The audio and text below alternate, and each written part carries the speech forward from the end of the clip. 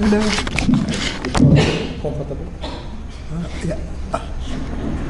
Okay, let me again, like everybody else, congratulate the team responsible for this book for two reasons. Number one is, of course, that it takes up a particular theme and does a very comprehensive job on it. But more importantly, and that's the second reason, is that the area of pulses generally has been ignored, both by nutritionists and by agriculture and by agricultural policy making. Now, there are several reasons for that, and many of them, I think, come out. I mean, you get some idea of why it is on reading this. But there are others, or generally, there is a set of questions which come out if you read this book, along with the question of why this area has been neglected so far.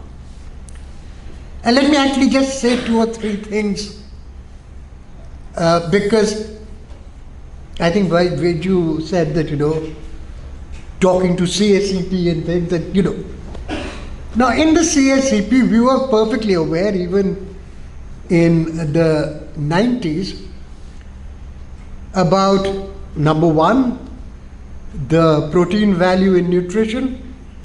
Number two, its ability to actually put nitrogen in the soil.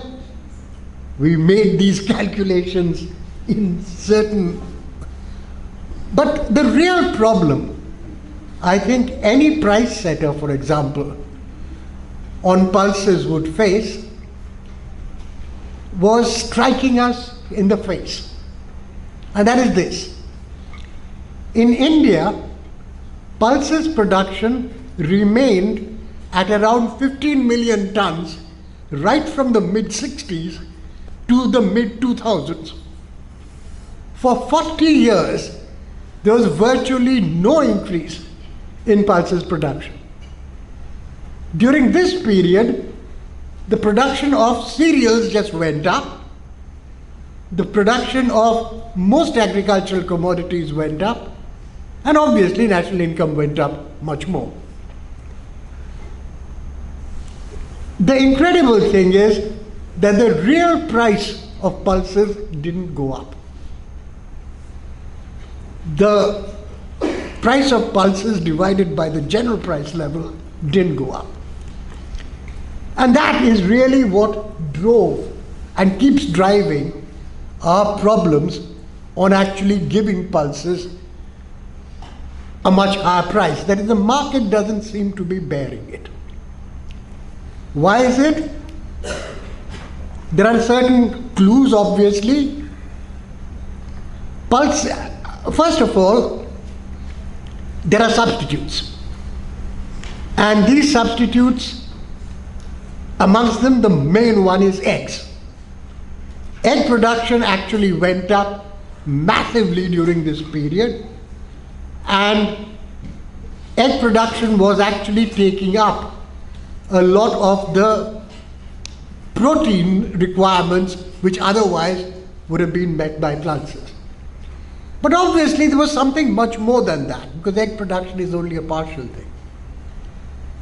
So one of the things I look at this book and see that, with the exception of dry beans, mainly for the purposes of feed, that is for animal feed rather than for human food, the story is more or less the same in the world production.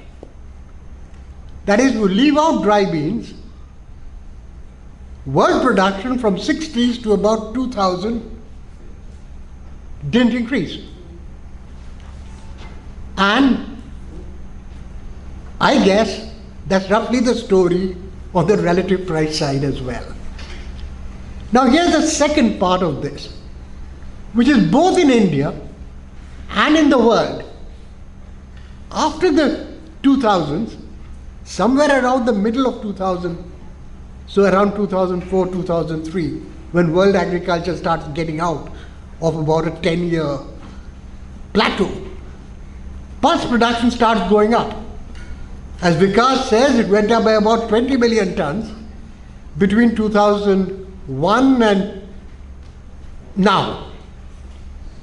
And similarly, in India, it went up from about 15 million tons in about 2004 to about 22 million tons now. So India, it went up. The Indian increase was about a third of the world increase, a bit less than India's total contribution to the pulse economy. And funnily enough, during this period, actually pulses prices have been very fluctuating, but haven't been plummeting down. So some sort of market forces are coming back, and now I think there is a case for the CACP type organizations to take a view on the fact that since there does to be a trend in demand upwards, it's time now to actually control the fluctuation so that you prevent falls rather than try to push up prices. But having said that, and I'm putting a lot around the sort of questions that Viju asked, because ultimately this book will have a market, at least in India, amongst those who are either in pulses generally, whether on the production side, production research, nutrition research, and many of this will be really not in universities like this one, but in the agricultural universities and maybe in nutrition side. So in terms of, we've got to actually somehow sell this book to that market, not so much because they'll buy, but because they would be the real gainers from what is contained in here. Now, one of the things that is necessary for that particular market is the other question that Viju asked, which is, in terms of the variety of production things that going on, costs. Now, the great point about this book is, this is the first one I've seen where cost of production is compared across countries. And I'll come back to that in a little while, in 1 second. But before coming to the cost of production proper, let me make one point about why this is important in the context of the question Viju asked, which is that pulses differ a great deal in terms of cost of production. And although in India we had stagnant pulses production, the composition of pulses changed, and most dramatically you had gram, which was a North Indian crop, zilch in South India, suddenly went down south. So it was stagnant production, but very dynamic changes taking place across the country. So obviously there were price signals being given, price signals being accepted, things happening, but all of us were actually a bit unable to either discern what's happening or we simply ignored it. It's going through even now, exactly similar changes. And this sort of thing gives you a great deal of clues to a lot of things, and cost of production is one of the things which come into that. Now, the incredible thing that Vikas and his team have done is that cost of production data internationally is extremely difficult to collect.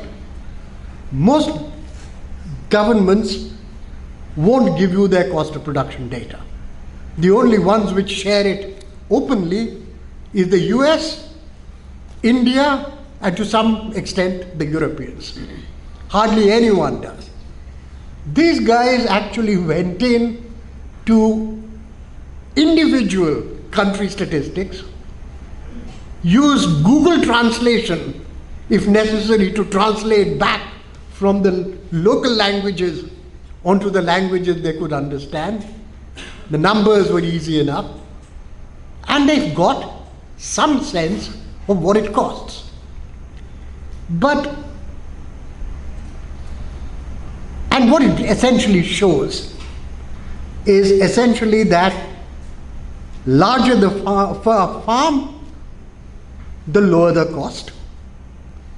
And it also shows that the big cost reductions have happened where you've been able to get rid, it's not so much through yield increases and things, is by actually reducing the cost of labor and the cost of essentially a tillage of the soil. That is, you go to Roundup Ready type GMOs, and you can get rid of the cost of sowing simply by putting a hell of a lot of herbicide on the soil. Now, that may be the way the price structures and costs have worked themselves out. It, however, to me, points to whether that's the way to go for the rest of the world. Is that the technology that we need to be adopting? That's the technology which has given Australia and Canada the markets that they are getting. And that's a question I'm going to end in. I think maybe there will be a second round. But there are question marks. It's not a book it's telling you everything, but it's making huge pointers, and I think there are questions to be asked as well.